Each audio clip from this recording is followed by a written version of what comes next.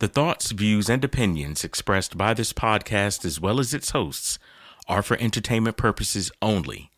The viewpoints expressed, although based on very real topics, are not to be taken as fact. With that being said, enjoy the show.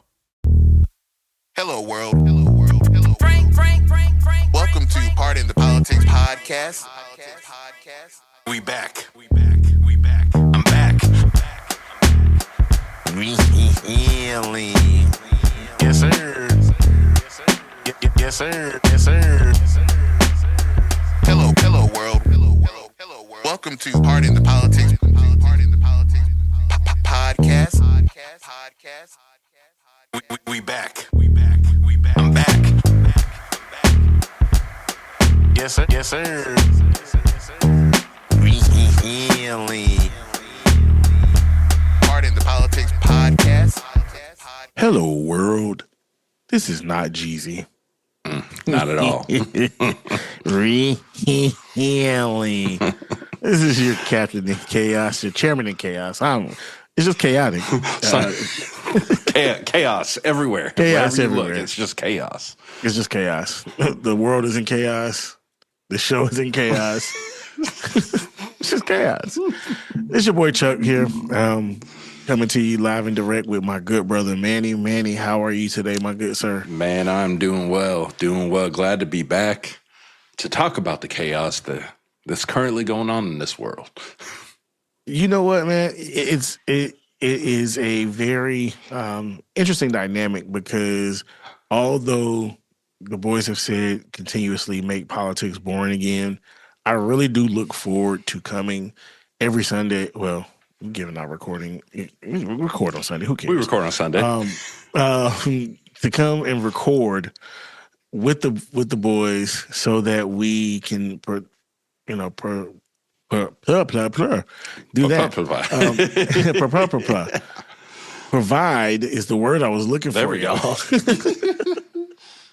Provide our listeners with the information and knowledge that we have collected throughout life, but over the journey of the news cycle and disseminate it to them. I really look forward to it, to the point, hey, some big company, go ahead and start paying us so we can do this full time as a livelihood, full time.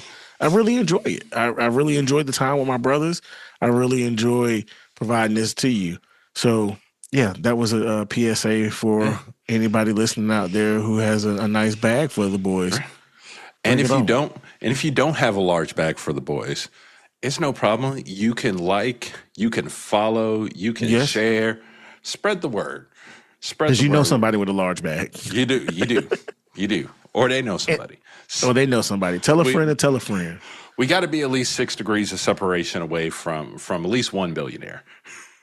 I think I am already, honestly. If we sat here and really did a deep dive, I truly think I am. But anyway, as you notice, it is only 2 voices this week. Our good brother Jeezy is here with us in spirit.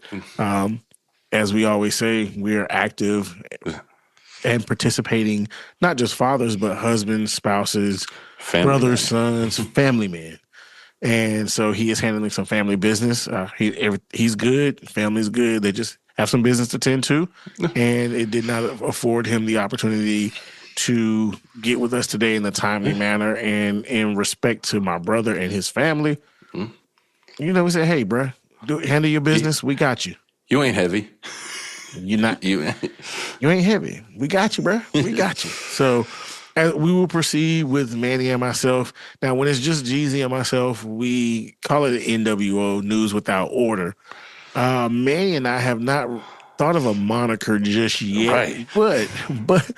But I will tell you this. This may get a bit geeked out than normal because Manny and myself are self-proclaimed tech heads. We enjoy a commonality in that space. So I'll give you this fair warning now.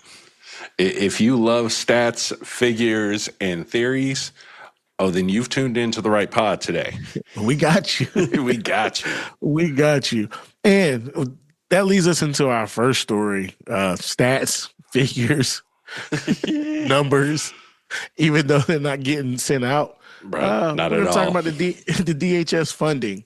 As you all know, the DHS has been a part of a partial shutdown now for, let's see, 44 days.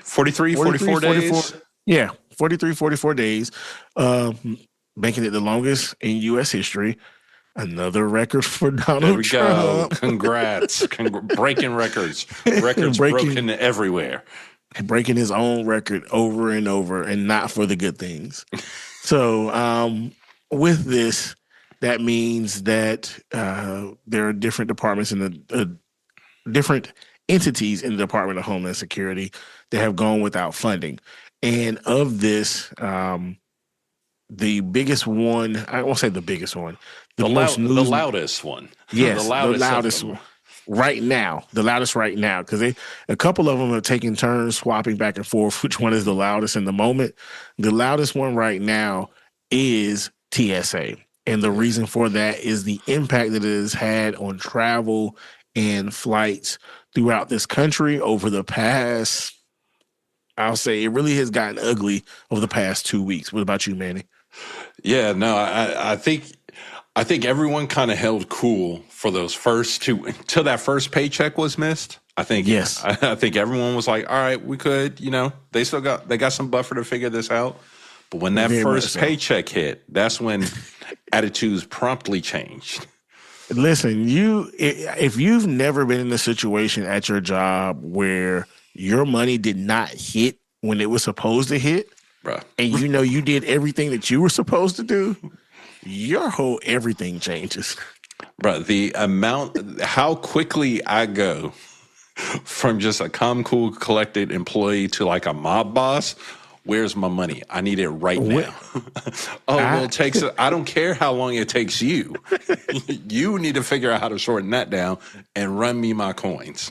Simple as that. It really gets ugly quick. I've been there before where my check on routine would hit at a certain time, and I woke up one morning and my money wasn't there. I know I submitted my timesheet. Right. I know I did. I know I showed up every day this week. Right. This pay period, I was there. And the amount of anger and frustration you go into the office to at that point. Not only do I have to deal with my office stuff. Oh, yes. This is top priority for me. I don't care what else y'all have.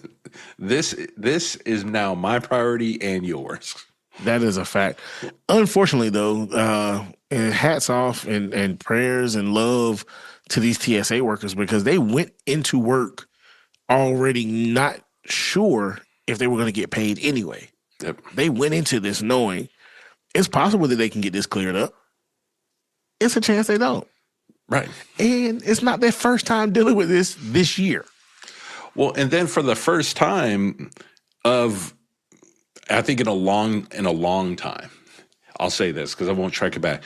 Usually when we see these shutdowns and we see these furloughs, everyone knew, okay, even if I miss a check, they're going to run me my money back. But from what we saw from the previous shutdown, they were unsure if they were going to get paid out. So I think that's also lingering over the head of everybody who's working. And kudos to all 58,000 people. We're talking about TSA now. We'll hit everyone else. But those officers who still show up, because y'all better than me. I'm telling you now, you're a much better person than I am, because all it takes is one. But all it takes is one. I'm done.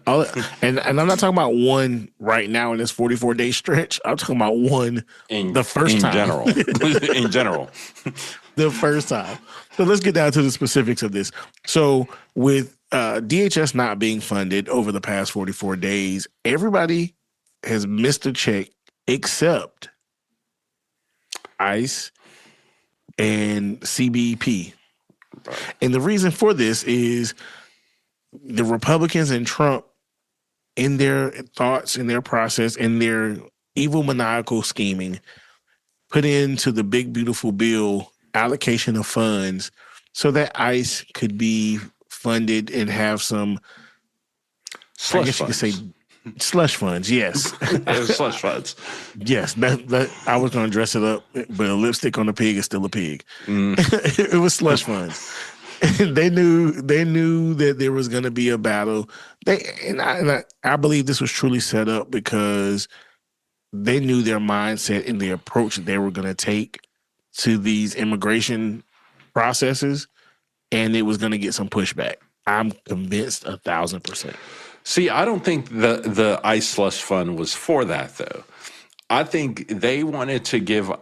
I think Trump knew exactly what he wanted ICE to do, and he knew he couldn't have a budget line to do it. Gotcha. Or he wanted to just in general have this unspoken to money, because like in government, if you say, hey, I'm going to spend $500,000 on pens, you got to spend $500,000 on pens.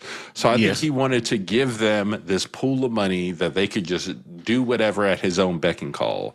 Like at this point, ICE has become the,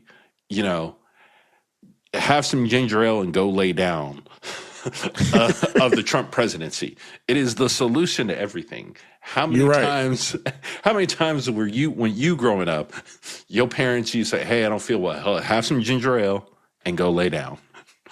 Solution to everything. Yeah.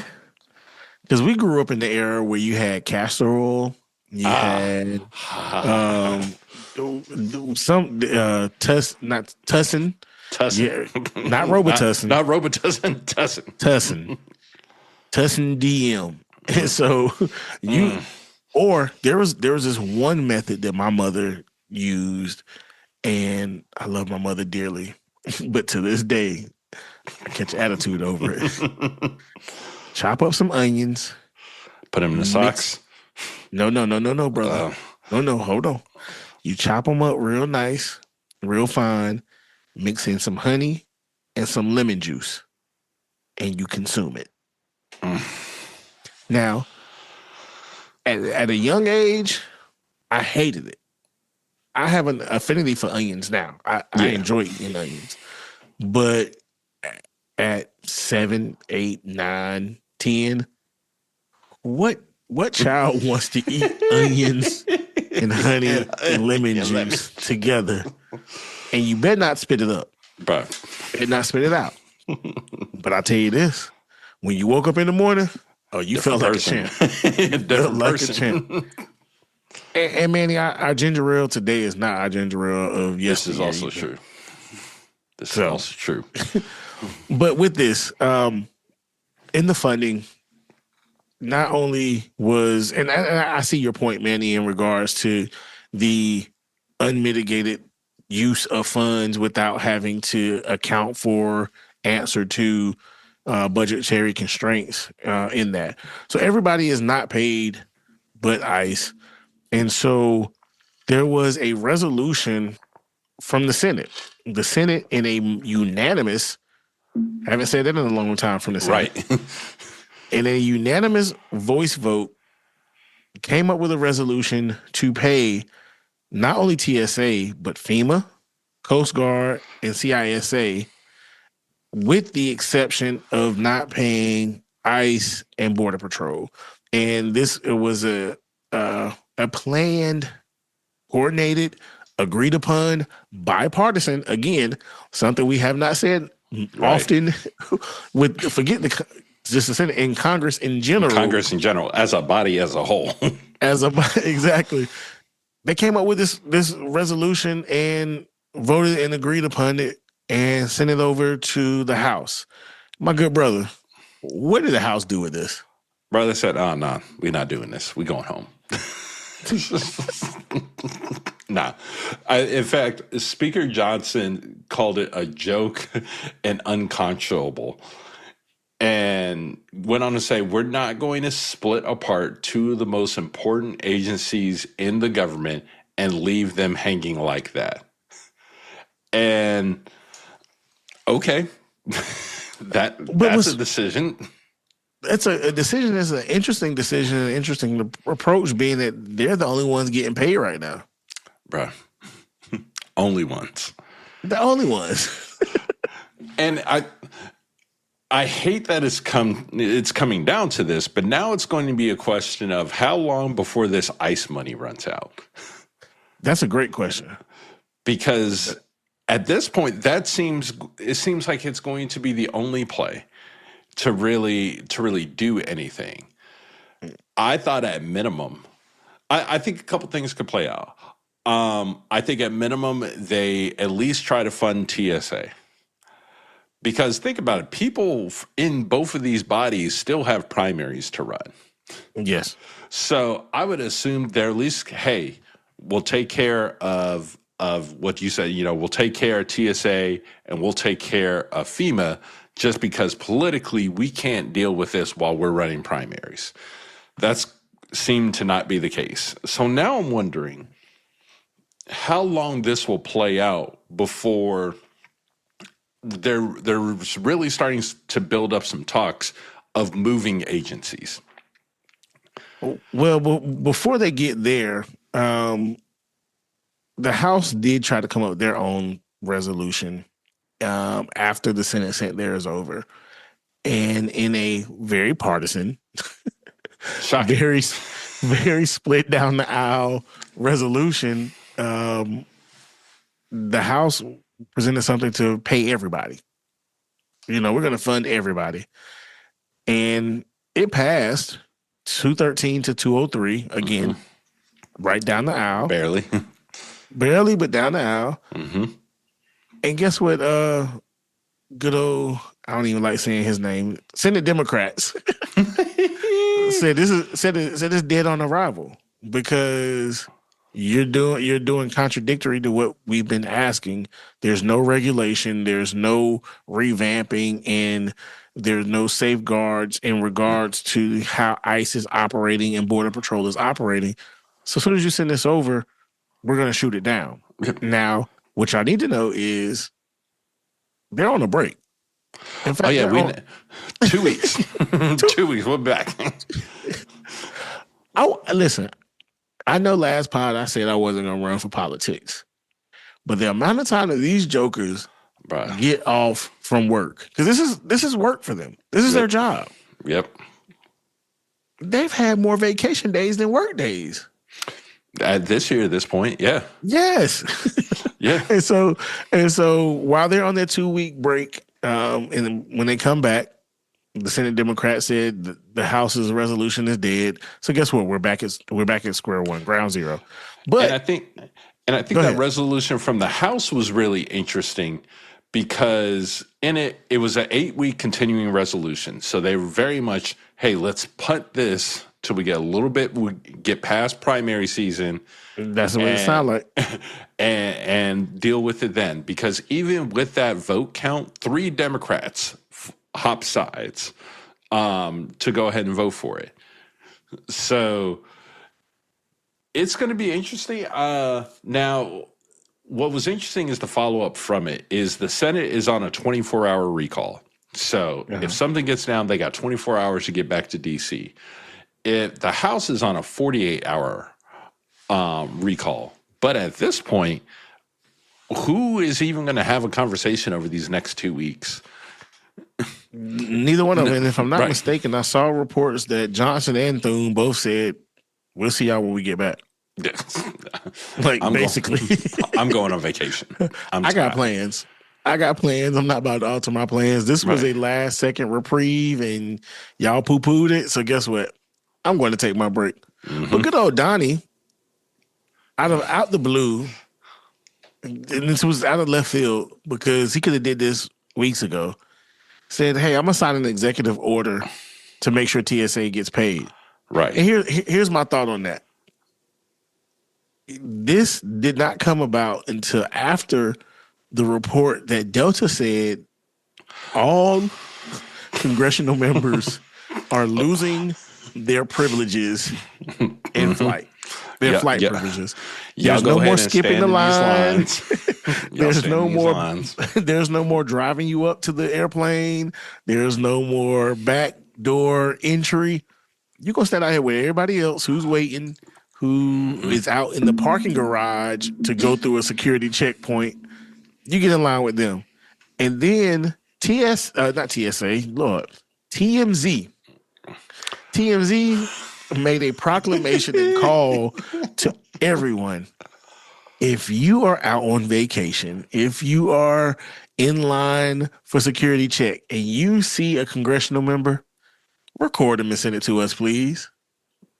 And we joked in the group chat saying, when the evil empire of TMZ becomes the voice of reason, is the most sensible voice in the room, we have a problem. We're cooked. We're cooked. And first of all, it's going to be funny as soon as these videos start rolling in. Because you know they're coming. You know they're coming. Because, people ain't got nothing but time. They're like, oh, cool. Here you go. And they're not going to let these people rest. No. And good, because I'm kind of like, why? I think there's one thing we should do as a country. Actually, I think there's a lot of things that we should do with the country. But to your point, this executive order, we'll get to what he actually did in a second.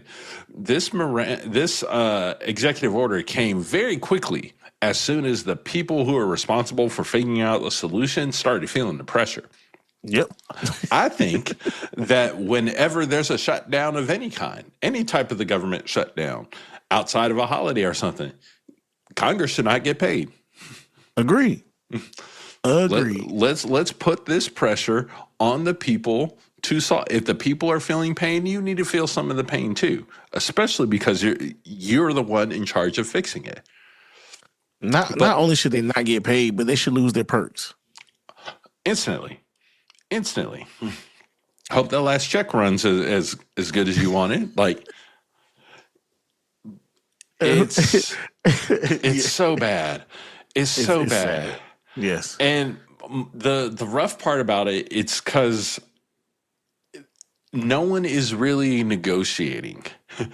I feel like at this point, everyone has said, these are our starting parameters. And everyone has said, well, that's not going to work. And everyone's just waiting to see who breaks next. You're exactly 1,000% correct. The art of negotiation has died in Congress. Like you can't come in with a hard line, stay at your hard line, and expect a resolution every single time. Yep. Where's the meeting in the middle? Now I will say that the Senate, I'll give them some credit. Now I'm gonna give them soft credit. Pause. This is credit. This credit. It's like soft credit. Soft credit. Your mind is in the gutter, brother. Yeah, I'd already pre-thought of some responses. So continue on, good brother. Continue on. This is like a soft inquiry and not a hard credit pool. It doesn't. Let me see if I'll get approved for this car. Exactly. Before you run this. And the reason I say that is because yes, it was bipartisan and the unanimous vote. But here's the crux of it.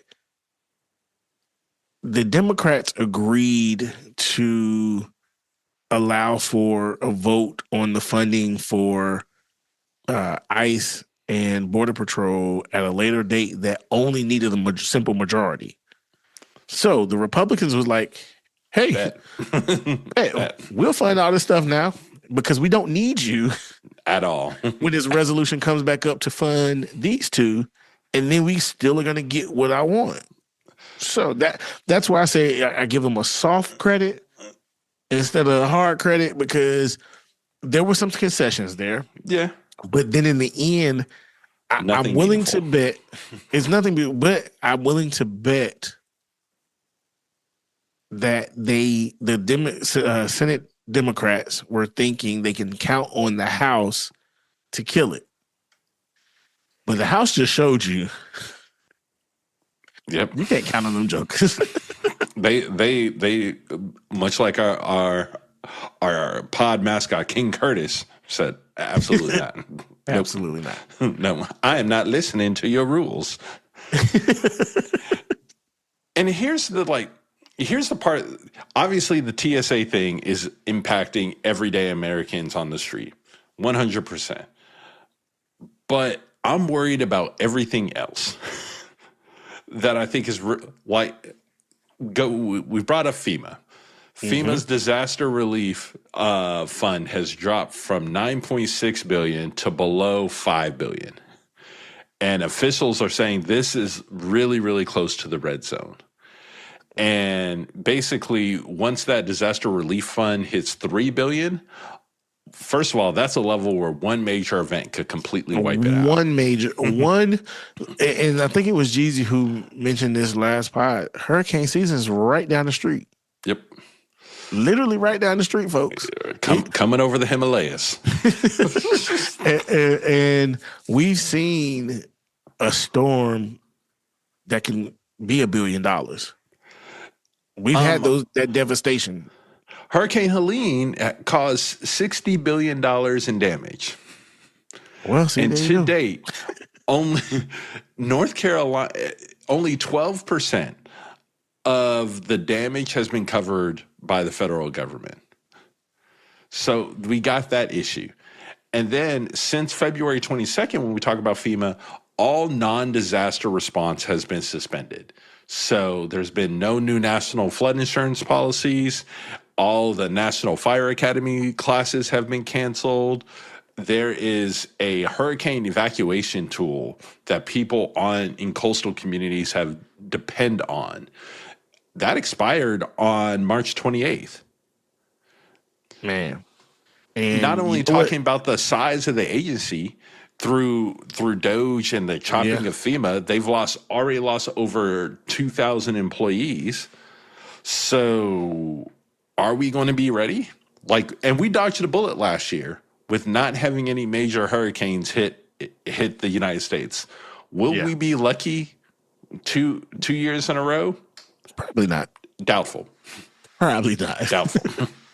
Probably not. Yeah, and in losing that many employees in a system that already took a long time for things to get processed and approved, at no fault of those individuals that work at FEMA, because we know a couple of people who actually work in FEMA. Yeah.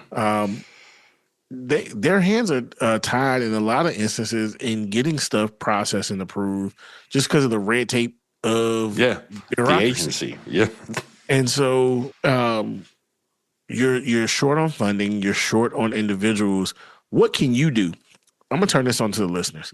In your life, you're short on money, you're short on access, you're short in resources.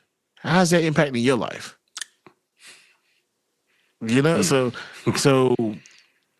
now think on a grander scale, 100 times your instance, and that's what FEMA is dealing with. That's what we're dealing with in these instances where we're not getting the adequate funding and the adequate resources to these agencies that in turn helps us. That's what their purpose for them being there is, to help us. Now back to TSA real quick. The stories, the videos, the post of the wait times and the 4-hour wait times and the lines going out the door and into the parking garages. I live in Atlanta. If you've never been to Hartsfield-Jackson Airport, the busiest airport in the world. So big. It's so big. Many people. It's so many, all that. But I will say when fully staffed and properly staffed, it is super efficient. It is a very super efficient operation. But just last week, there were lines all the way snaking through baggage claim for people waiting just to go for security checkpoints. But that's what they sent ICE to do, right? ICE is supposed to be helping there, right? Helping themselves to some donuts and Popeye's chicken and hanging around and chilling. And then there was a photo of a TSA worker trying to show an ICE agent how to, on the fly training of how to use some scanning equipment. When you when you put your things on the conveyor belt They were sitting there in front of the monitor, and you could see them, the ICE agent sitting in the chair and the TSA workers standing over pointing to stuff. These are critical moments where I don't need on-the-fly training. I don't. You know, I need you to look at the scan. I'm a fast learner. I don't want to be put in that situation where I'm on the fly learning how to do this. Right. No, not at all. Not at all. Like, hey, if you see any things like this, like, why are we teaching you, person who just finished biology 101, how to read an MRI scan? Nope. I don't need the amateurs. Send don't the need professionals. Them. Please give me the professionals. I don't know. You can give me the amateurs on customer service. If you're teaching them, hey, press this button to answer the phone, this button to disconnect, this button to put them on hold, press this button to transfer. Cool. Sure. Yep. It'll be annoying. It'll be a big inconvenience. But okay. Not extra. No. I need you to identify weapons and potential bombs and hazardous materials. No. If I got to take my shoes off to make sure that I'm harmless, I need somebody who know what they're doing. Because I ain't sitting here taking my shoes off. No. One thing I think will be, and see, I've not talked to anyone who's had to fly through an airport lately, but I know how I would have handled this situation. Actually, it doesn't even be near. Chuck, we've known each other a long time. Yeah. And I think throughout our friend group, I'm probably the bougie one. But the way that I would have walked up, like, how long is this line? How much for clear? Excellent. Let's go. But here's the problem, brother. Those lines are backed up. Those lines are backed up. In fact, to your point, the reason I had clear was because of you. It was because of you. But like those, the pre-check, clear, all of those are not moving as swiftly as previous, because there was one point where they suspended those TSA pre-check and all that. They reinstated it. They did reinstate it. But when you have, if I'm not mistaken, the numbers were over 33% call out rate. Yeah. On an agency that was already slashed, everything can go back to Doge. Bruh. All the headaches can go back to Doge. But when you have that high of a call out rate, and as someone who was, I'm still a manager now. I'm about to say someone who used to be a manager, but let a 30 of your team call out. Bruh. Guess what that does? That puts you either in one or two things: in play to be a team member that day working, or you sitting back watching them drown.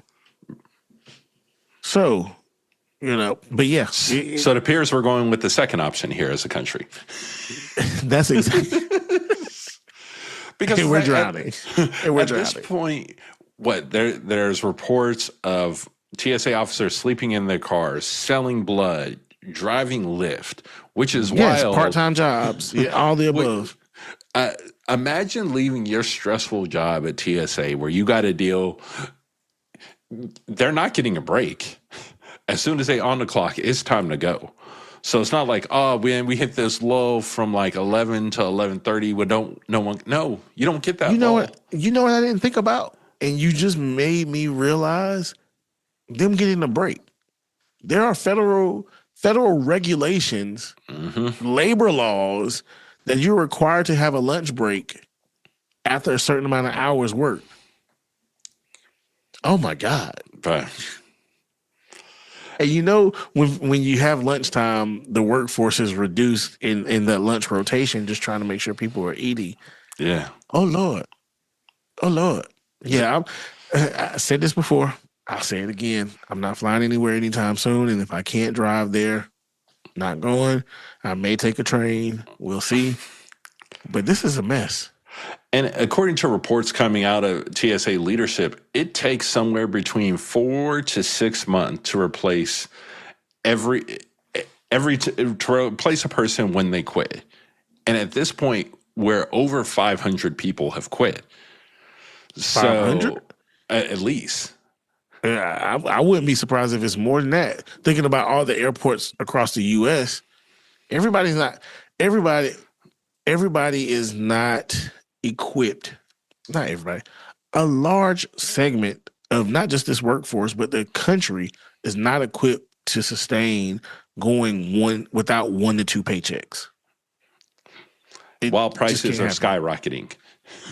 Bro, why we keep throwing extra factors in there of life that is just making this worse and worse. Yeah. And these are not theoretical things that we're saying. These are actual factual things that's happening to us. And prices going up, gas going up. I ain't got no paycheck. And then with all this, the World Cup is coming. Jesus. We about to have people flying from all over the world and then getting here because you got to believe that a whole bunch of people are still traveling here thinking it is very easy to get from New York to LA. And it's not. It's not. Oh, my God. So you're going to add all that chaos, add it on just general summer travel, and we're dealing with shortages with TSA and all this. Now, do I think most of this will be solved by then? I mean, in a word of Lil Boosie, I hope so. I hope so. Listen, we're 74, 73 by the time you hear this, maybe 70. We're in the 70s. We're in the 70s. 70, 80, right now. Between 70 and 75 days until the World Cup. I just have one thing to say. I wrote a song about it. Like, here you go. Yeah, here we go. Take me to the king.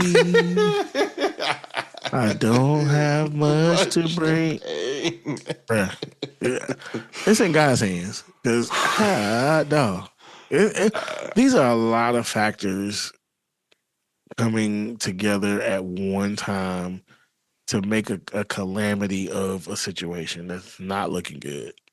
All because people won't talk to each other and being unreasonable. That's the number one thing. Being unreasonable. And like at this point, there's stories of Tyler Perry going through the airport trying to pay TSA agents. You had Elon Musk say, hey, I'll pay them. I'll pay them. Yeah. So at this point, Elon, go ahead and do it. Just start cutting. You got all the Doge data. You got it. You started this foolishness. Right. You probably still have access to the systems. You could probably just process the checkout to everybody. Probably. He got their bank account information. Allegedly. And yet to the Tyler Perry point, so the reports were he went to Hartsfield Jackson with, again, these are reports, with $250,000 ready to go out and pay people. You need to get cash in your hand, make it happen for you.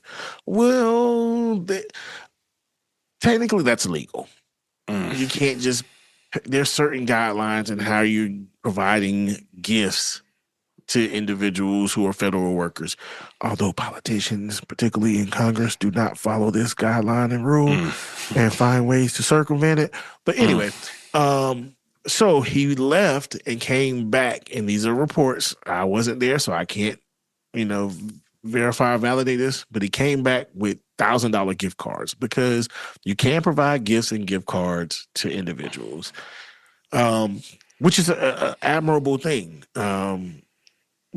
I'm sure these people appreciated it, loved it, and definitely could use it.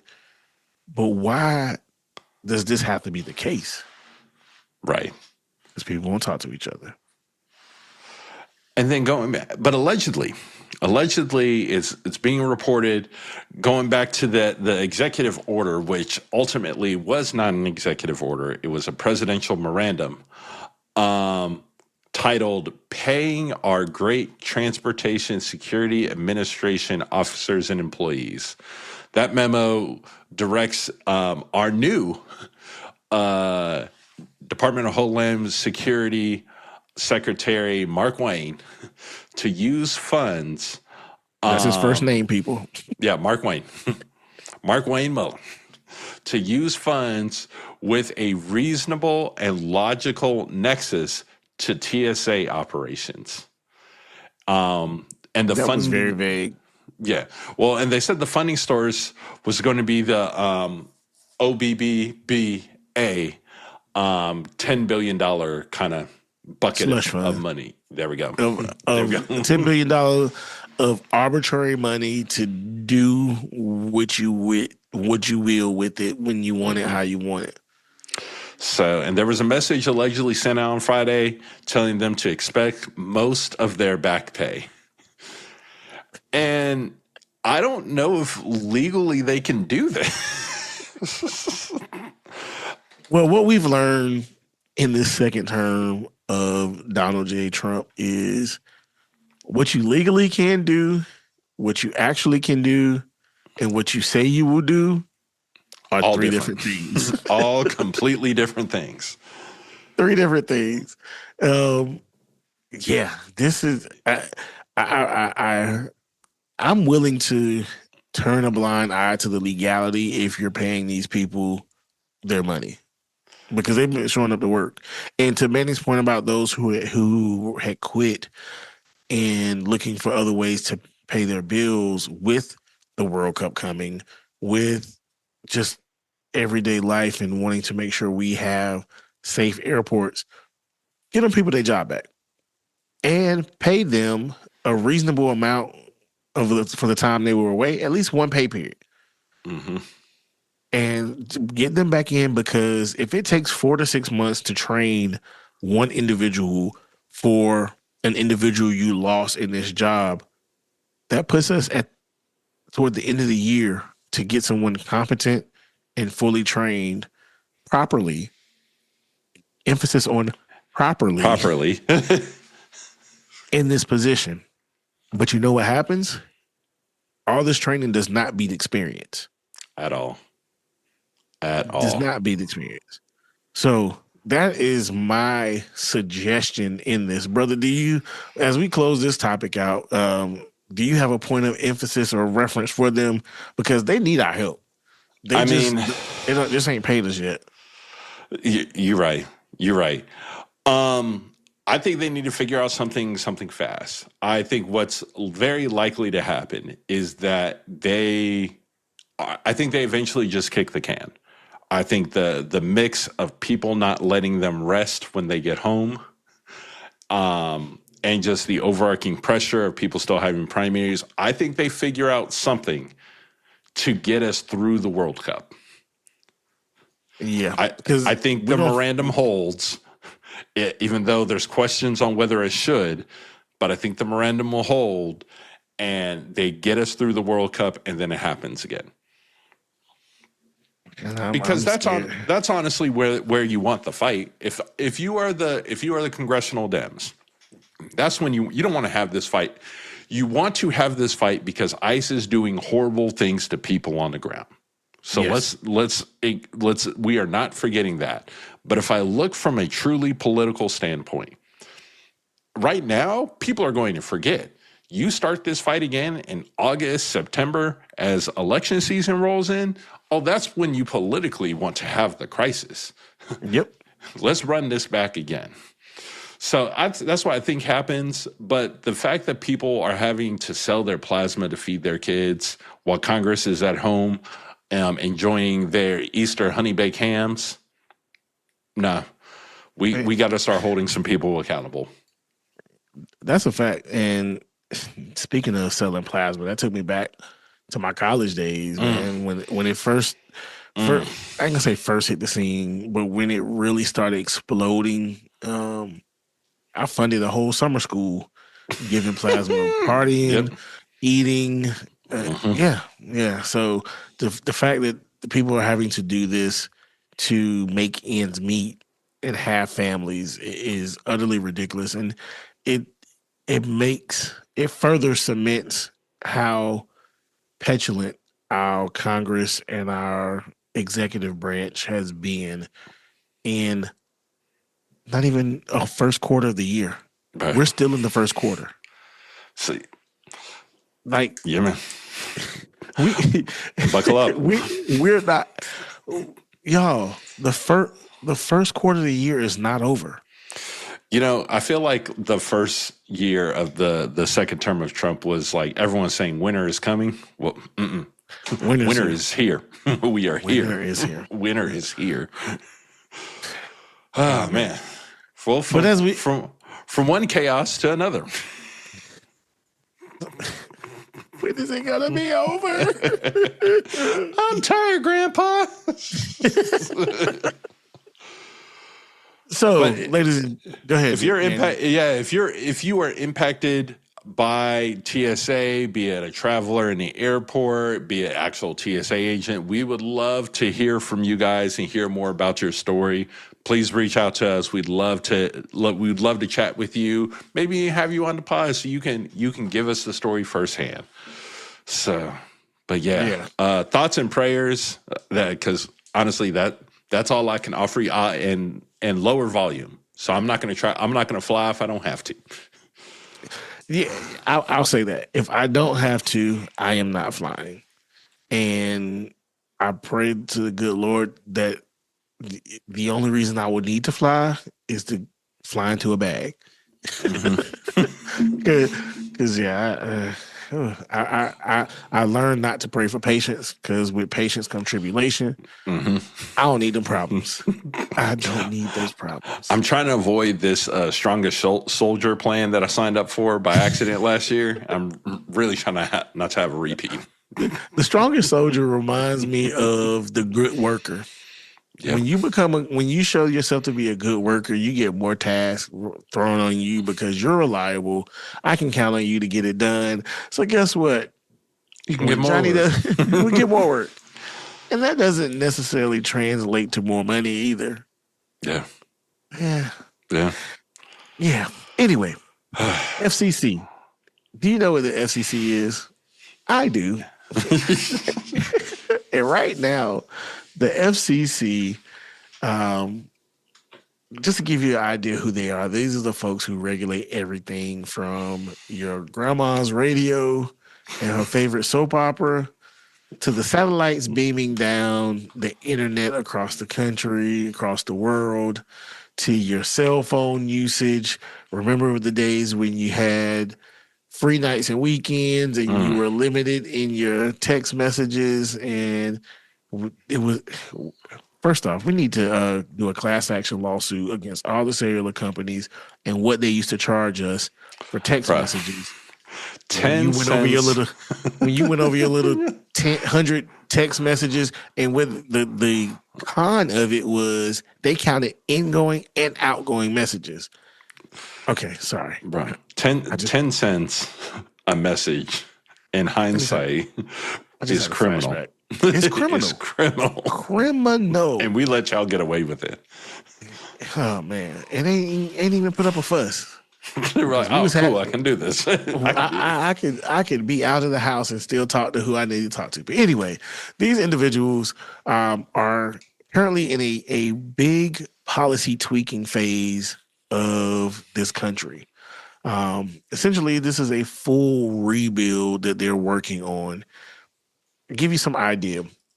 They are currently looking to revamp the system of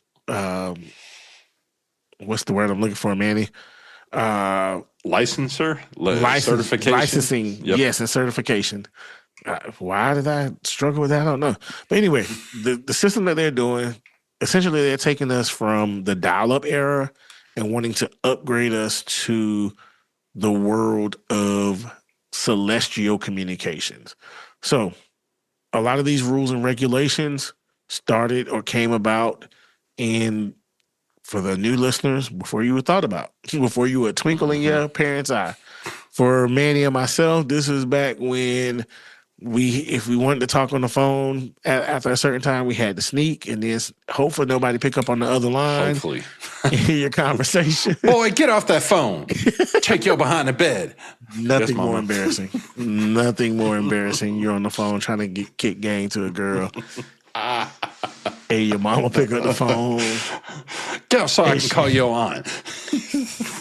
Yes, or you get snitched on because recall waiting. I'm aging myself, folks. You've been on the phone longer than you're supposed to, and your aunt tried to call, and it was busy. Couldn't get. Then when you got off and she got through and she told your mom, I've been trying to call you for the past 30 minutes. It's been busy. Now you're in trouble. Mm-hmm. Or the game we used to play, Emergency Breakthrough. Call the operator. I need an emergency breakthrough for this phone number. I'm sorry, y'all. I suspect. Look, I think I used the emergency breakthrough once. I've used it at least 2 or 3 times. And yeah, that was a flashback in time. Sorry, my birthday. Thanks for going down this quick journey with us. Anyway, the old rule book is called Part 25. Simple as that. No intricate title. It's Part 25. And the genius of the FCC is looking to replace it with Part 100. There we go. I guess that's a significant look in the light speed and the advancement of the years, but that's where we are. So with this, the FCC is looking to shift the focus from performance-based to a performance-based standard for not just telecommunications, communications as a whole. In general, yep. Because when I say telecommunications, it immediately puts you to the almost obsolete landline, our cell phones, things of that nature. But as is previously stated, we're also looking at satellite communications and satellite internet broadband coverage. So my brother Manny, give us your insight on what the FCC is doing. Hold on. Before you do that, this is where we want to apologize to our listeners now. We will try not to geek out. We will try not to take you down a place where we seem like we're speaking gibberish to you, because Manny and I have a large affinity for this space. Right. So...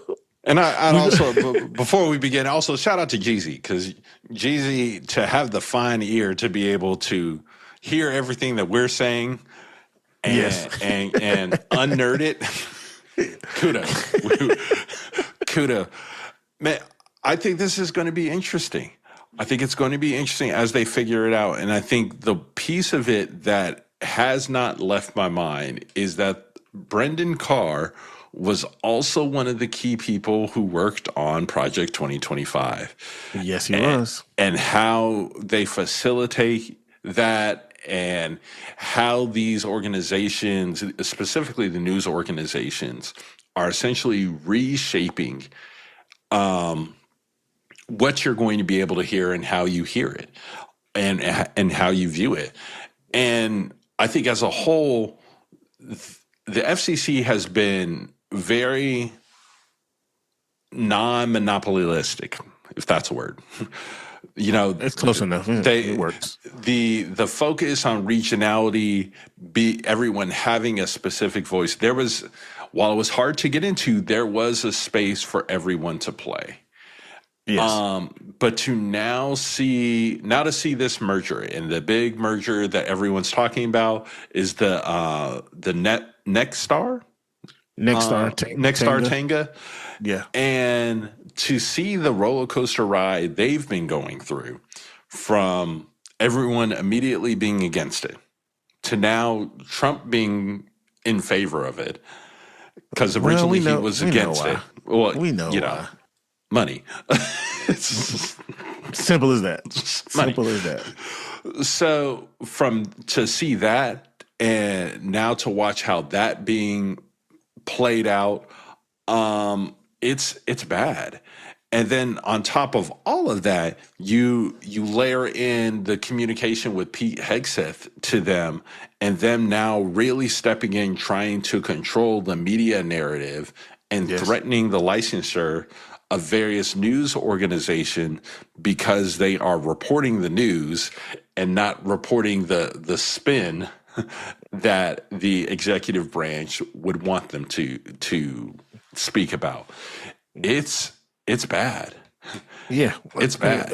And so to give you all an idea of what's changing, the licensing rule book is completely being replaced with a new, what they're calling more modernized framework. So here it is. from instead of the rigid design rules that were given previously, companies are looking to be afforded a more flexible aspect to be innovative.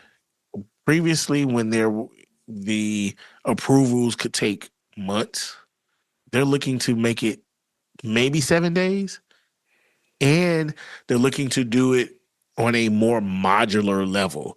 So the application system can be broken down to you don't have to have all of your stuff together, present in a complete package to the FCC for approval or for renewal. You can break it down and I have this piece ready. Can you approve this for me? All right, I'm gonna give you this piece of my application. What are we doing? Like, and kudos to them for like, hey, we're more technological. Let's take this long process and let's make it faster. I think 7 days should be a goal, but is it feasible? Right.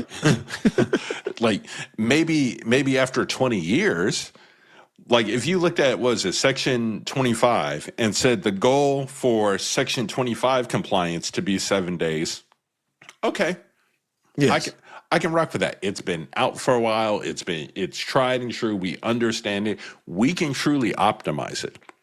But to come out and say, hey, we're going to put this new process in and we're going to try to do it in 7 days, it's just asking. It's asking for it to not go well. Well, not just asking for it to not go well, but you're asking for things to be missed and forgotten about. Or more importantly, overlooked. Hidden. Or hidden. Because if I'm giving you this first piece and you approve it and I go do this, I get 3 more pieces down the road and I realize to be able to make piece 5 compliant, I have to actually change what I submitted in piece 2. Nope.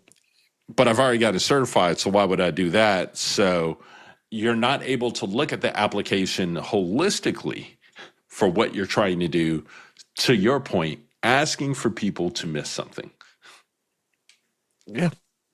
So to give you all the idea of what this really looks like, there is what they call spectrums. And these spectrums cover the different broadbands frequencies that the different things operate on. So you have a different frequency for television broadcasts and waves. You have different multiple frequencies for cell phone usage. You have different frequencies for your internet and your broadband internet service. You have a different one for satellite.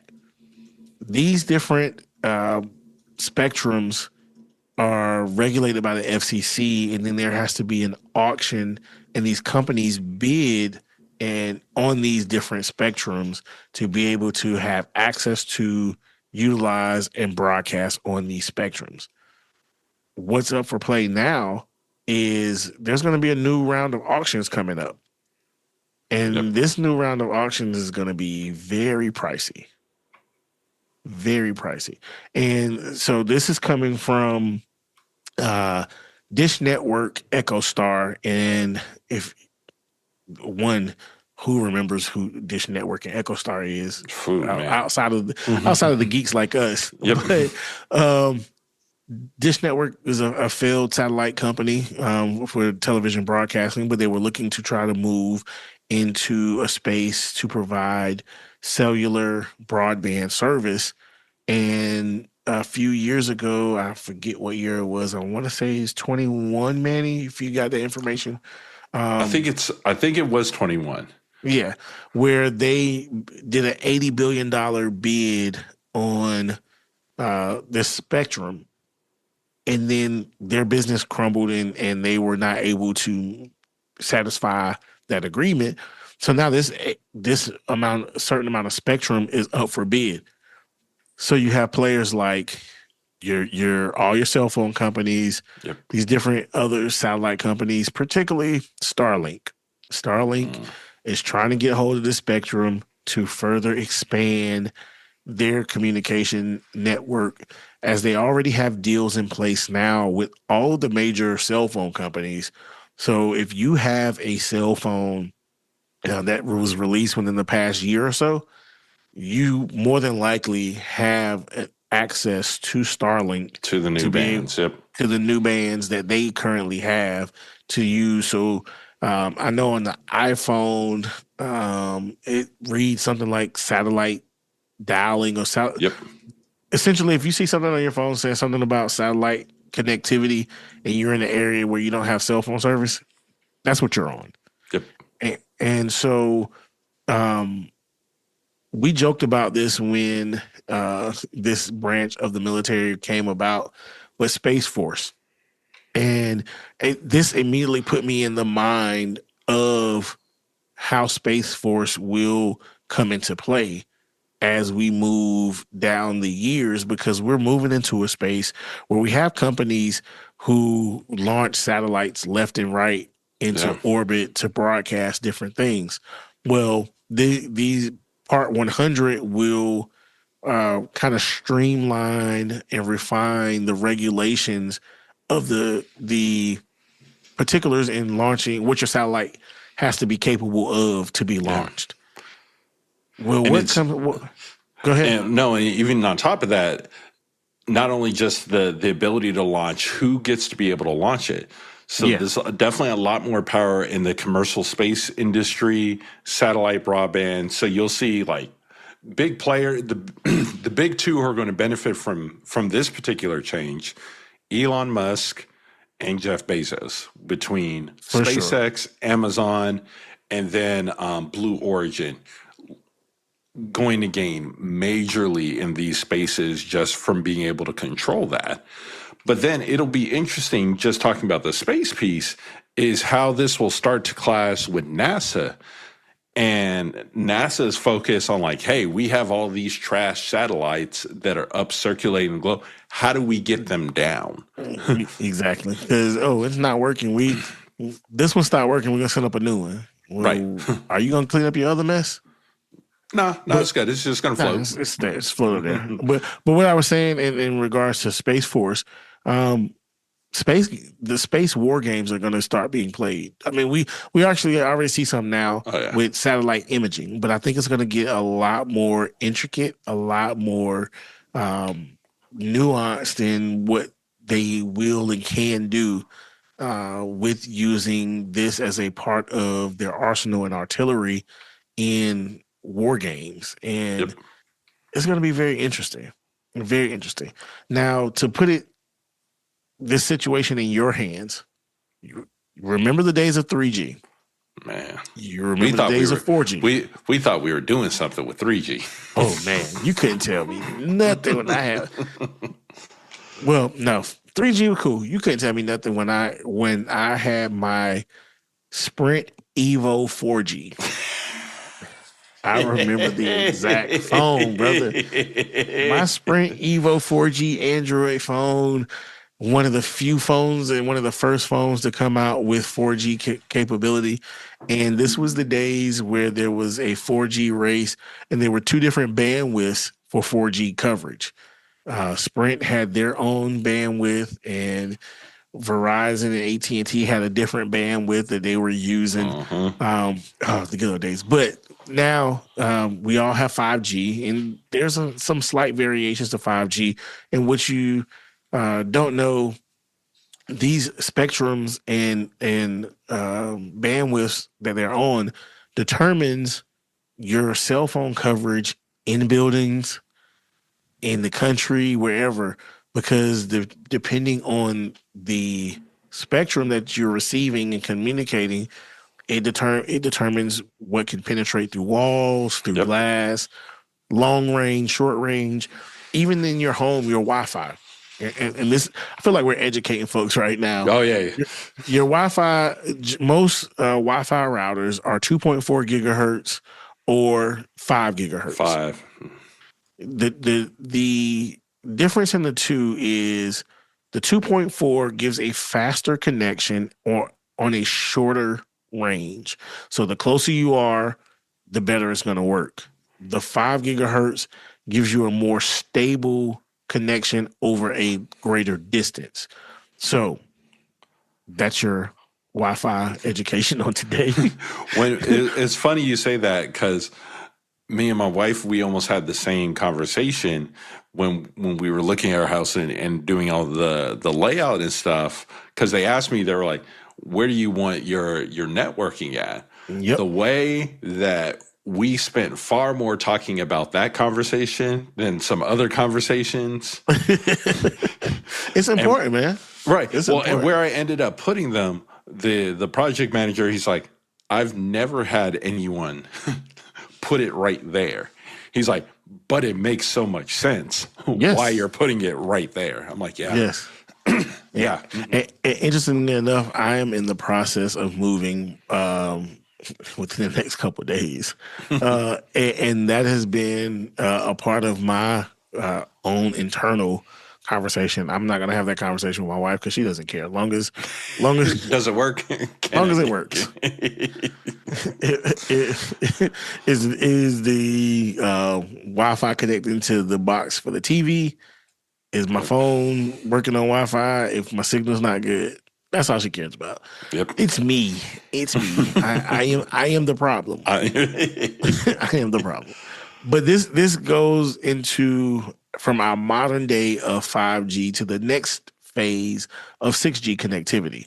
And it's very, very interesting how we went from the 4G phase to the 5G phase in a quicker time frame than we have from 5G to 6G. And I was going to say that I feel like we went from 4 to 5 relatively overnight. Yes, very much so. Very much so. And 6G is not here yet. There are some instances where certain high-level, very expensive equipment is using the test spectrum of 6G. Yep. Even with our Wi-Fi, there's Wi-Fi. Super nerd right now. So most of you are operating on Wi-Fi 5, but there are many devices who are capable of Wi-Fi 6, which is a higher level of connectivity, much faster Wi-Fi. And then they're starting to be the rollout of Wi-Fi 7. Yep.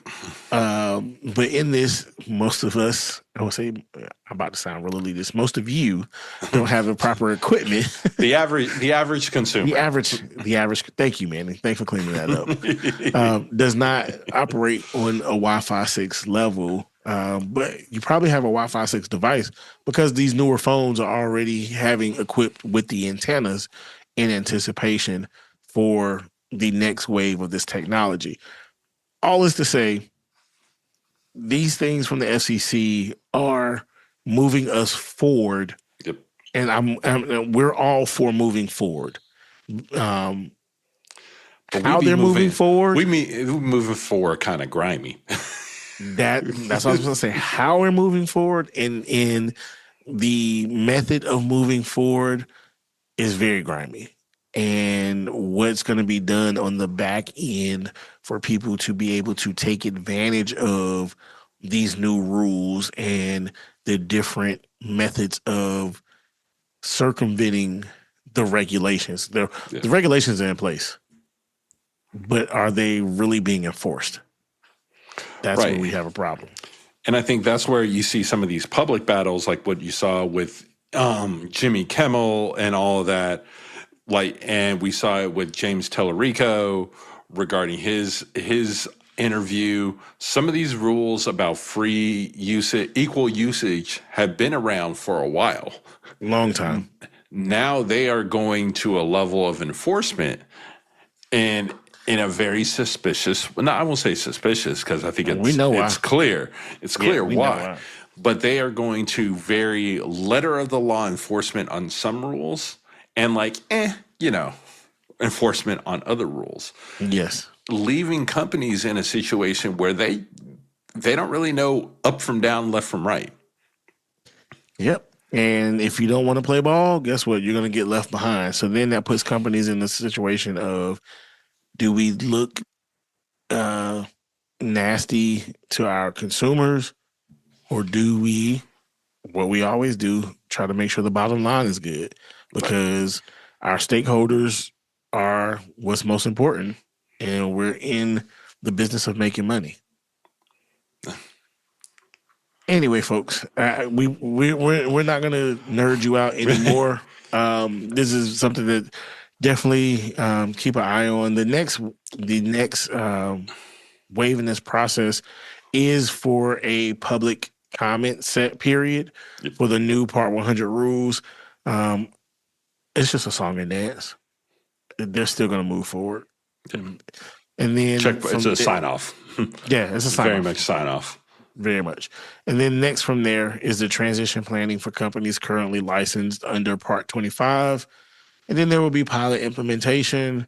And then they will go live with the new licensing workflows, so forth and so on. There is not a lot of news coverage about this because people don't want to hear it.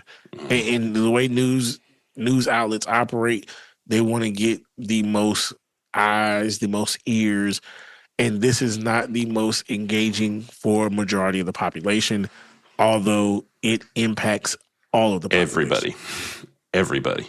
But the one piece I think you all will start hearing a lot more about. We started hearing that this past week when the court stepped in and blocked the Nexstar-Tegna merger, is the self-censorship, with broadcasters and how that model will be adjusted. So it'll be interesting to see how that public comment then ultimately weighs into these court cases that are live. But yeah, these are, the FCC has very quietly and very quickly gone from just being a communication engine, managing that, to impacting everything down to national security, personal security. And I don't think people realize how crucial they are with it also being very quiet. Yeah, very much so. And I gosh, being on this podcast makes me do things that I don't like sometimes. Like, here we go. I have to acknowledge Brendan Carr and his acumen and knowledge, because he's not just unlike most people in this administration who've been put in place that don't know what the heck they're doing. Brendan Carr has worked in the FCC and has been in this space and is very knowledgeable about this. Yeah. So him and how he's moving is with experience and knowledge. He's just not... And a plan. And a plan. All right, folks. We've nerded you out enough. And we are at the point now that we're going to talk about something that we're sick of talking about. I'm just going to be honest. We're not... Okay, let me change that. We're not sick of talking about it from the standpoint of we want to keep you abreast to what's going on. What we're sick of is the long drawn out crap that is going on with this situation. That's everyone knew was going to happen. Yes. But then everyone hits that like Pikachu meme face, like, oh, I can't believe this happened. Why can't you believe all this happened? They told you what they were going to do. And here we are. Operation Epic Fury / Epic Failure / you got my gas prices going up exponentially / keep it up, and food prices, products, everything else is going to go up exponentially / when is this going to be over? Right. When is this going to be over? When? Like, now we have President Trump telling us that Iran is willing to come to the negotiating table to discuss a ceasefire and the end of this conflict. And Iran says, no, we're not. We didn't say that. But before we go, before we hop into that, I don't know if anyone's shocked by this. We did an episode last year talking about tariffs. And And the whole concept, first, before I get there, let me play a song for you guys. You might remember from a previous pod. They say Trump always chickens out. They say taco. They say chicken. They say taco. They say Trump always chickens out. No. Trump always chickens out. Taco, and it ain't Tuesday. It's not Tuesday. So, like, where we left you all last week is I think right as we came on to record, Trump came out and said, hey, they have 48 hours to open the Strait of Hormuz. And we recorded, and we were here chatting afterwards. And we're talking about, like, do you think we're actually going to do anything at 7:44 on Monday? And we said no. I think we said it on the podcast. Yeah, there we go. And before I got to work on Monday morning, I see the message come across saying Trump has given a 5-day extension before attacking infrastructure because Iran really wants to negotiate. And to Chuck's point, they were like, we didn't say that. We're fine right now. We got oil. Here's another round of missiles to show you that we didn't say that. And I thought it was humorous. But you saw one thing I'll just call out very quickly. There was a very suspicious trade that was made on Brent and WTI futures contracts about 15 minutes before he did the post. Brother. Barron, you got to chill out. You out here wilding. Barron and Jarrett. Chill out.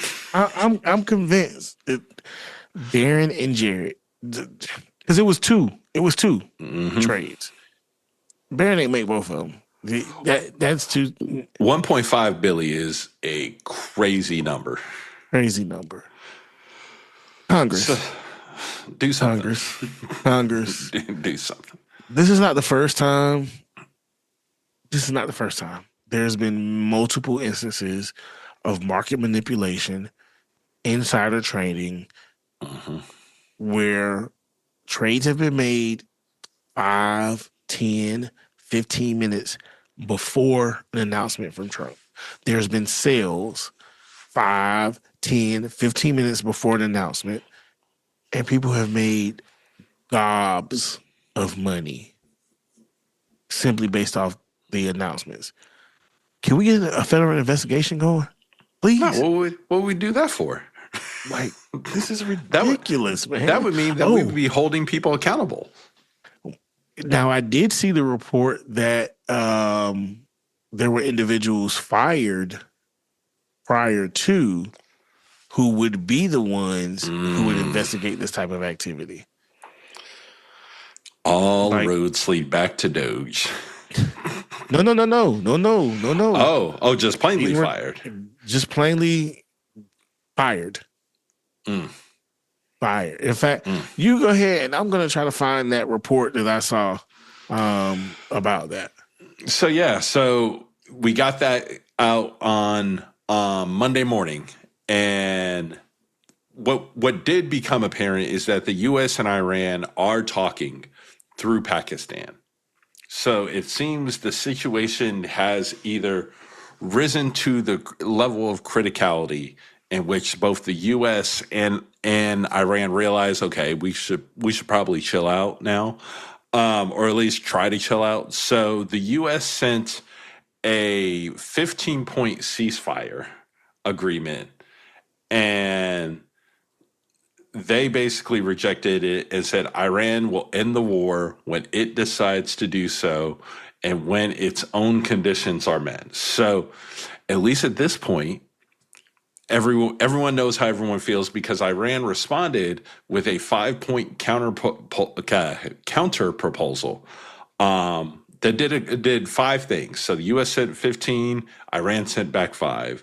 That was a complete halt to all aggression, concrete mechanisms to prevent a reoccurrence of what we're dealing with, guarantee war reparations, a comprehensive end on all fronts, including resistance groups, and recognition of Iranian sovereignty over the Strait of Hormuz. And the big ones that I saw that Iran, you're reaching, because you're definitely not getting that. They're not getting war reparations, because the last figure that I saw on that, they were asking for upwards of $1 trillion of war reparations. Eesh. Yeah, good luck with that. And then the recognition of Iran's sovereignty over the Strait of Hormuz. Great opening proposal. I think the other three are likely a whole lot more possible. But I think here's the problem with this as well, in these negotiations between the U.S. and Iran. Let's not forget how we got into all of this. We got into all of this because of Israel. So to one degree, Israel needs to be at the table around this, because they need to agree to not do things as well.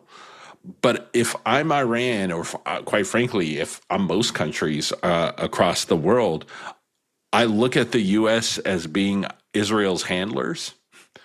And I don't think we're doing that good job of handling them. We're being handled. We are being handled by Israel. So, and then things continue to escalate through the week. Israel killed one of the Navy commanders who was over the Strait of Hormuz. And now the big news from Friday is that the U.S. was planning ground operations. And this is going to be a problem, because we've said it before. There are three things that the U.S. public hates to see. Yep. We don't like high egg prices. We don't like high gas prices. Nope. And we don't like dead soldiers. Those three. We don't rock with it. So my understanding right now is that there are 2 Marine units that are heading into the region, with the 82nd, also the paratroopers from Fort Liberty or Fort Bragg. No, sir. Don't do that. Don't do that. But We don't acknowledge Fort Liberty. I'm sorry. Fort Bragg. It's Fort Bragg. Yes, sir. Um, Home to the 82nd Airborne. 82nd Airborne, that they are being prepped to be able to deploy anywhere within 18 hours. There is also a letter that was going around to Marine reservists, to my understanding, that basically said, "Hey, y'all, go ahead and get your affairs in order, because it sounds like it's about to be up and it's stuck." From that standpoint, they are basically planning, our understanding per reports from various news agencies at this point, they're planning for a weeks to months ground operation. And we've said it before, Iran is big, and its terrain is not real simple. And they're waiting on them. They're waiting on. There's only so many places that we can enter efficiently. And Iran knows that and has been preparing as such. How do we know they're preparing as such? Because they told us they were preparing as such. That man sat on that broadcast and said, "We welcome it. Yeah, come on. We welcome it. Come on. Our doors hang on welcome hinges for you to come over here so we can act the fool." Why are we doing this? Now, just don't be surprised when you open the door what's waiting on the other side. Completely. And a lot of my understanding at this point is they really want to focus on commandeering the Iran's enriched uranium stockpile, which is, I believe, somewhere around close to 500 kilos of 60% enriched uranium. So, and that's theoretically enough, if enriched more, to create 11 nuclear bombs. They can't just nuke it. Oh, I'm sorry, not nuke it, because dear God, if nukes get used, this escalates. They just can't bomb it out of there. Yes. Because if you bomb it, you expand There's material. No control. Yeah. Way more people get hurt. So they're like, oh, we got to send a ground operation to the nuclear facilities to get the stuff. I'm just saying, Iran ain't that big. Like, they don't have multiple facilities where they can just go. So cool. I'm going to set up camp. This is like when you were playing Call of Duty and we're playing Hardpoint. There's only one hard point. So I'm gonna be here, y'all gonna be there. I'm gonna be over here. Everyone's gonna call this spot. We're just gonna wait for y'all to run up on the spot. There's only one spot. Only one spot. So you're walking the cow to the slaughter. Yeah. Sad. Plain and simple. Just walking them right there and just gonna wait. So all of these are not good. All of these go against to what Trump said he was going to do. And you know what? He Chuck is the president of peace. You know what, Chuck? MAGA told us that if we voted for Kamala, we were going to get high gas prices, check, check, and wars. And you know what? They were right. We voted for Kamala, and look at us. They were right. I voted for Kamala, and all of these things happened. You know what? By George, MAGA was correct. They were right. They were right. If we didn't get all of those things. So, y'all, I would like to apologize to America, because if I hadn't, maybe we wouldn't have gotten into this situation. Just maybe. So I found the information I was looking for. So Kash Patel fired a dozen agents and staff members from a counterintelligence unit tasked with monitoring threats from Iran, according to two sources familiar with the matter. Furthermore, they were ousted for one simple reason, this report says. Each was involved in the investigation of Donald Trump's alleged retention of classified documents at his Mar-a-Lago estate. Documents that he later used to make money off of and provide highly, highly classified information. To the point, only 6 people, 1, 2, 3, 4, 5, 6 individuals had the security clearance to even view these documents. It's all good, though. Well, we're fine. We're fine. Chuck, we're just in the middle of a war where in this new digital age that we're in, there are security threats to major U.S. companies. And I think what is very interesting and concerning is our cyber security organization, the CISA, is not part of the Department of Defense in any capacity. Interestingly enough, they're unfortunately part of the Department of Homeland Security. That's also shut down. That also has a third fewer personnel than they had when Trump took office. I think right now they only have 800 or so people left with 1,000 plus vacancies. And there have been at least 60 plus Iranian-linked activist groups that have been active since March, logging in with default passwords, installing malware, attacking U.S. infrastructure, so our water treatment plants, our power grids. Stryker Medical. Everyday life. Yep, Stryker Medical. Iranian hackers wiped out over 200,000 devices, disrupting emergency medical services and forcing hospitals to postpone surgeries. They hit Stryker so intense. They told their folks, do not log onto your devices. Nope, because we don't know. We just don't know log what's going on. If you're currently connected, unplug right now. Because we don't know. We don't know. We don't have the we don't know. We can't do nothing. Just don't even log on. Like the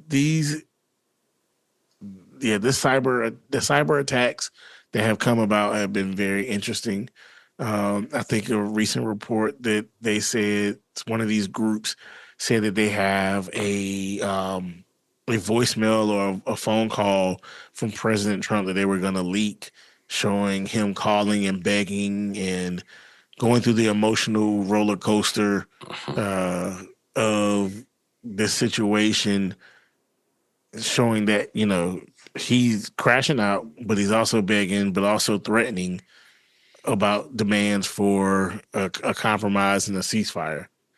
It's nasty work, brother. It is nasty work. And I think now we're at such a rough place. There's no way this ends positively for the U.S.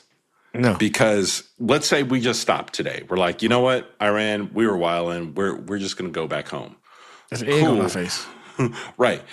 Okay, so maybe you stop hitting U.S. assets, but what now happens is you've completely thrown into chaos the rest of the Middle East. Because part of that, Iran wants us out of the Middle East. Not just out of Iran, like you get all your bases, go. We don't want you sweep up your here. Trash and get out. Mm-hmm. Get out. So we come out looking weak. We could go in physically and try to take it over, and that's just going to be Afghanistan, Iraq 2.0 or 3, whatever version we are of trying to take over stuff in the Middle East. Like, that's not going to work. Well, would that be like 4 point? Yeah, who knows? Yeah, something like that. Something nasty. We don't appear to have good control over Israel, who, while we're focusing on Iran, they're picking up side quests in Lebanon. I was going to bring up Lebanon and the Houthis. And their missile attack on Israel. And speaking of, you said the Strait of Hormuz, but there's another strait that is in jeopardy of being locked down.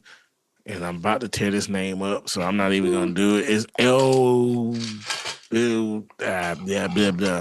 Yeah. You have there's another access. one. Y'all go read up on this stuff as well. Like, yeah. We're just giving you our opinions. Y'all read up as well. Like it's a very very delicate, very intricate mess. Yep. It in fact, I know exactly. It's those cords that's all tangled up, or your necklaces that have all tangled up together, and you're trying to untangle. And you've reached a point where you was like, just forget it. I'll break it and get rid of it, because it's a mess. It's a mess. And I got the name. I'm about to try this because I'm not a quitter. Here we go. Bob al-Mandeb. And that's probably not correct. No, that's close enough for this show. That's close enough. But this strait is very critical as well, because it's an alternate route to the Suez Canal from the Red Sea. So instead of having to go all the way around Africa to get your things shipped out, go through the Horn of Africa, up this strait, through the Suez Canal, and it cuts off, I'm sure, days of travel, millions, if not billions of dollars. So, yeah, we're in a conundrum. But guess what? We're at that point in the show where we're going to give you our pickles. Oh, whoa, balls. Whoa.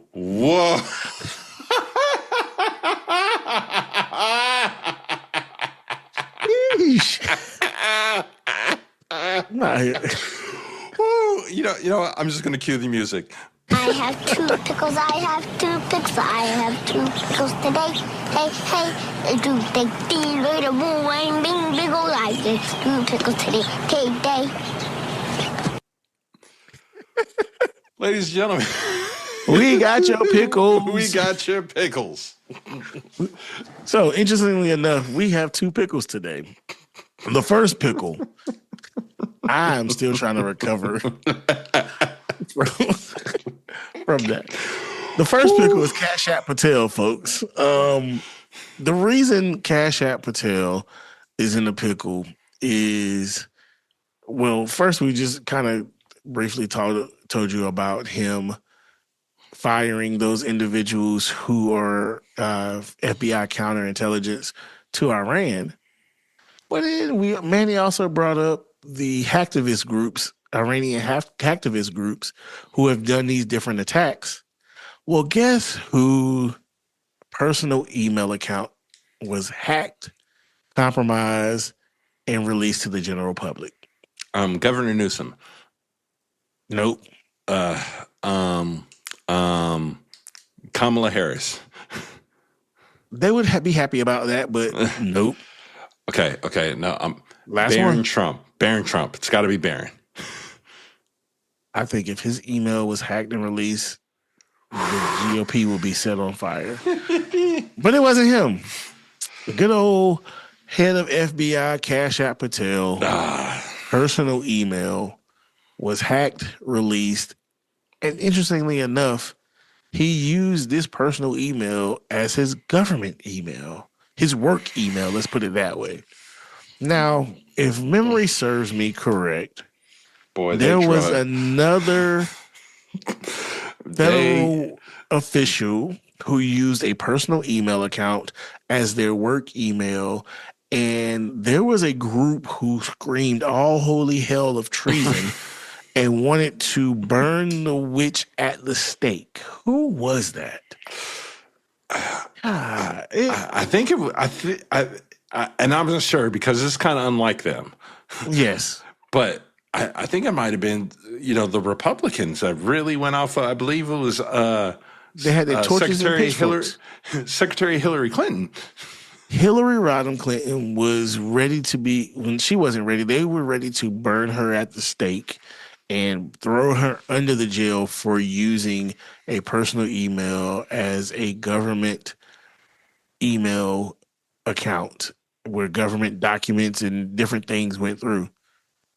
But we turn around and your own head of the FBI, who no telling what classified information and intricate and delicate information is passed around, was using his own personal email, and it got hacked. And quite frankly, this group did a pretty good job. They did a pretty good, yeah.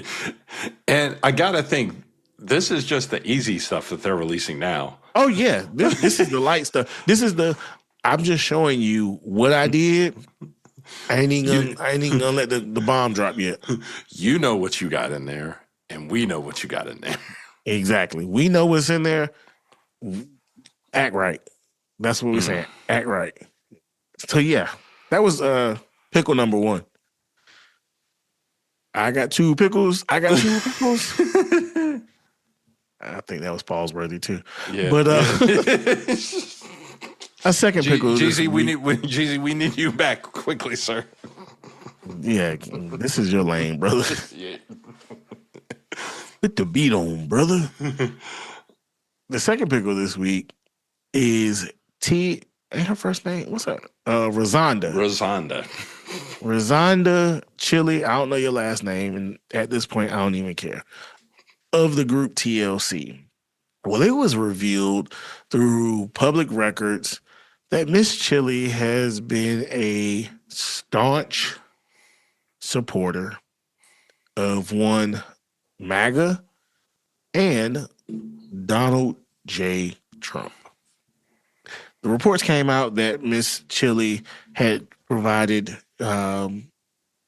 donations to several entities that were associated with Donald Trump and MAGA.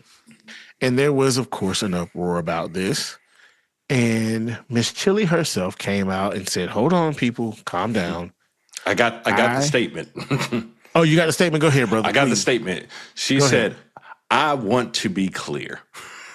I am not MAGA and do not support any of the many policies that are causing great harm to the American people.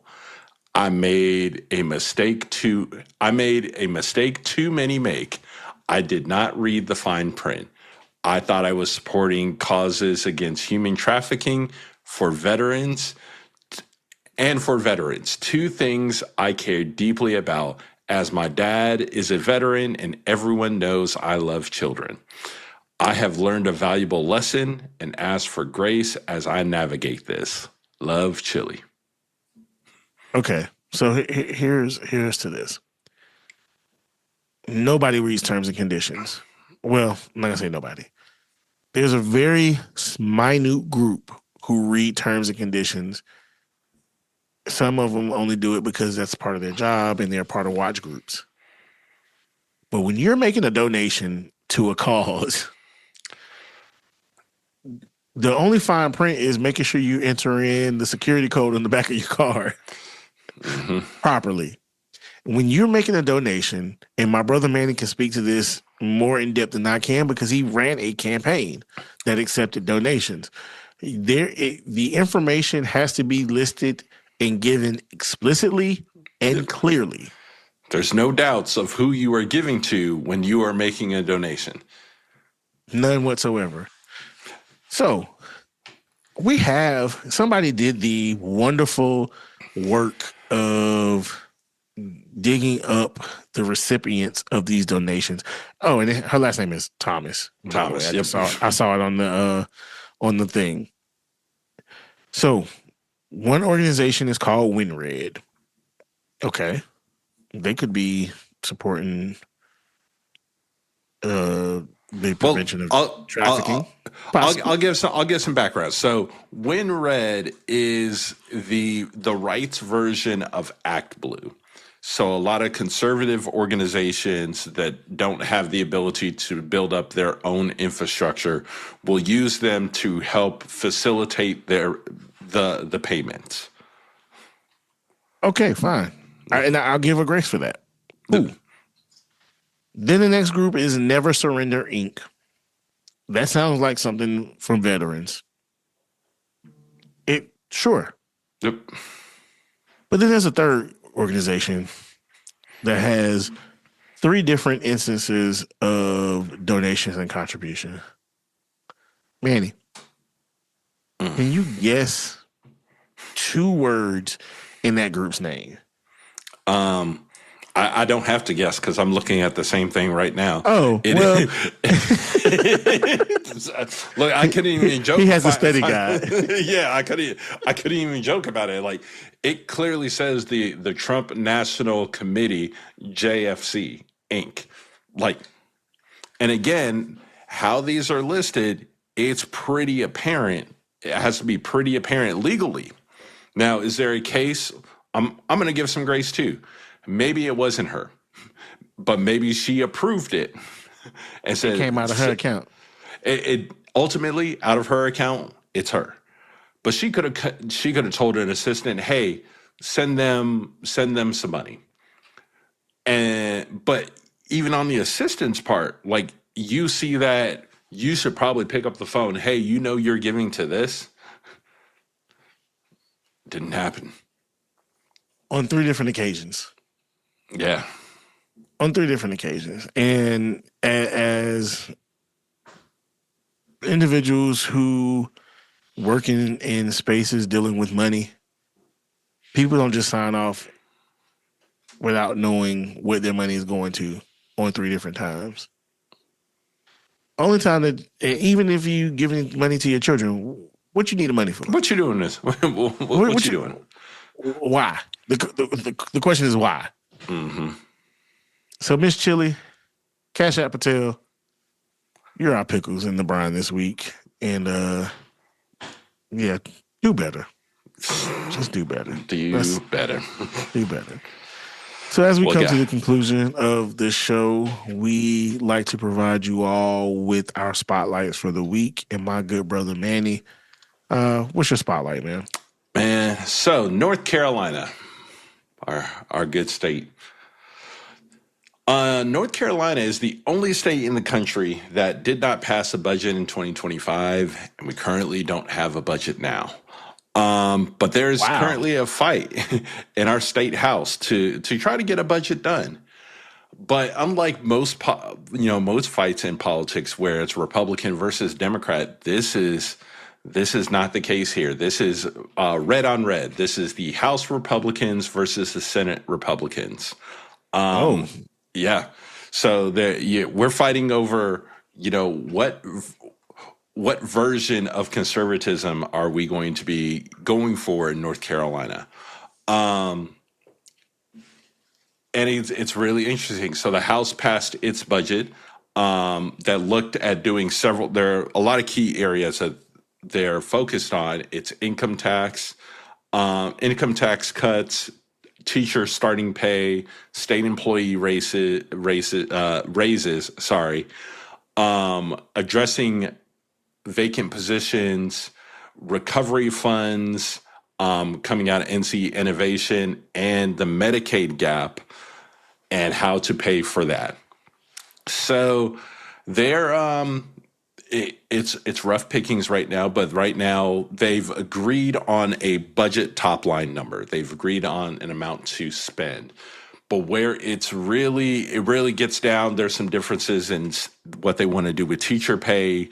North Carolina is right now ranked 43rd in teacher pay. And when you look at the per pupil spending rank, we're ranked in, I believe it's 48th. Why this is all really interesting? Well, the Senate Democrat leader, Sidney Batch. I love Sidney Batch.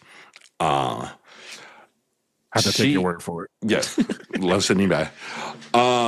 She has found a very creative way to become helpful in this situation. I won't say helpful, but like to be playmakers in this situation, and has largely said that, hey, the 20 Democrats in the Senate, and we will vote as a voting bloc for the House plan, not the Senate. And you only need 26 votes for anything to pass the Senate in North Carolina. So it's a very interesting situation now in play. Is you have that, technically you're almost there with one side. And at this point, Democrats are in the super minority. Republicans can do this completely without them. Don't even need them. Yeah. Don't even need them. But if they can find 6 Republicans to buck Republican leadership and vote with the Dems, we could end up having a budget. And the other piece that makes this real interesting now is before you had Senator Berger, the Senate Republican leader, the majority leader, he just lost his primary. Yep. So now you get the sharks in the water because now everyone's trying to position up for who's going to be the Senate leader next term. So how well is Senator Berger able to hold everyone in check is a giant question that they're going to have to deal with. And then also, do they find 6 Republicans? There's a lot of questions here, and we'll see this play out over the next couple of weeks. Sidney Batch came out and said, I only need 6 brave and courageous souls to cross the aisle. There are no excuses left not to negotiate in a bipartisan way. They basically say, you work with us, we're giving you 20 votes, which will be enough to get you there. So, that's a tough approach. That's a real tough approach. But what a way to understand your positioning in an argument where no one would likely be paying attention to you to now become kingmakers in this situation. I think it's a smart move. Yeah. We'll see how it plays out. Do the Republicans get spooked enough that they circle back to each other and become a bloc and try to get this done, or do we find the 6? The one thing I believe, I like the House. I as well like the House plan. And Destin Hall, the House Speaker, said, and this is one of the reasons why I agree with the House one, is the Senate's plan moves much quicker and risks deficits if growth does not keep pace. And that's true. Would I love to see income tax cut even more? Yeah, if we're able to make it all make sense. We're making the right investments in places. So I think the House budget is a little bit more cautious of what could happen in the future over the next several years, to be able to take on the impact of a slowdown in growth, which is now, with everything that's happening, looking like it's going to become more and more likely. So we will watch how this plays out. Yeah. Who knows? That's very interesting. I did not realize that North Carolina was the only state to not pass a budget last year. But everybody's talking about income tax cuts. How and where are we replacing this money? Tariffs, man. Now, I will say, how could I not realize that? No, but from a North Carolina standpoint, with the growth in the area, with across the state, with new businesses coming here, we've run a surplus for a long time now. Going back so much, we've had a rainy day fund set up. When Hurricane Helene came through, there was money that we were able to readily move to be able to address some immediate needs here while they were waiting and still are waiting on the federal government. So we've been running a surplus for a while, at least long enough of a period where we could have the conversation of what do we do with this money. Now, North Carolina also looking in the state of our education, they could also use more money, but that is not what the decision has been regarding education. I know the other thing that they want to do in the House plan is raise starting teacher pay, is try to get it upwards to $50,000 before you consider local supplements that add on top of that. Yes. So, I want to say North Carolina's taken a very cautious approach to doing this. But yeah, this will be interesting. Yeah. And not to drag this out any further, but I think it's very important. The barrage that North Carolina the volume of teachers that they had and access to took a big hit over the past couple of years because many of them have left to go to other states who are paying more money. So your teacher retention is down, which causes classroom sizes to be larger, which causes a dilution of the education of our students because it's too many students to one teacher. And so, it's very important, very important. Thank you, good brother. My spotlight this What you got? My spotlight this week is multifaceted. It's Tiger Woods. Tiger Woods was recently in another car crash. And when this news came about, I posted in the group chat, I think it's time for Tiger Woods to give up driving. And I said it jokingly until I read more into this story. So Tiger Woods was arrested on suspicion of DUI and was in Juniper Island, Florida, not far from his home, and he overturned and rolled over his Land Rover SUV. For those who know, this is not Tiger's first crash. No. He's had at least 3 that I can think of. Yeah. The first one that truly altered his playing career when he was still married to his wife. That notorious crash. And then there was another one in 2021, if I'm not mistaken, that almost took his life. And with this crash, what came out was, and this is the true essence of this spotlight, he took a breathalyzer when he was at the jail, and his breathalyzer came back clear. But he refused a urine test. And the foundation of this is about prescription drug addiction. And I truly believe that Tiger is suffering in this space because every time he's had an accident, there's been questions of if he was impaired or not. Yeah. And it hasn't been an issue. He's passed breathalyzers, but he had gone through so many surgeries and so many different injuries over the years. He had a spinal fusion. He's had surgery on his legs, his hips, his back, this, that, and the third. That I truly believe that this man is taking these prescription drugs to just function. This isn't even about a measure of being reckless. And when you say people was addicted to a drug, sometimes it's just a function. And particularly when it's prescription drugs. And I can imagine the amount of pain that he's dealt with over his career and over the life of the surgeries.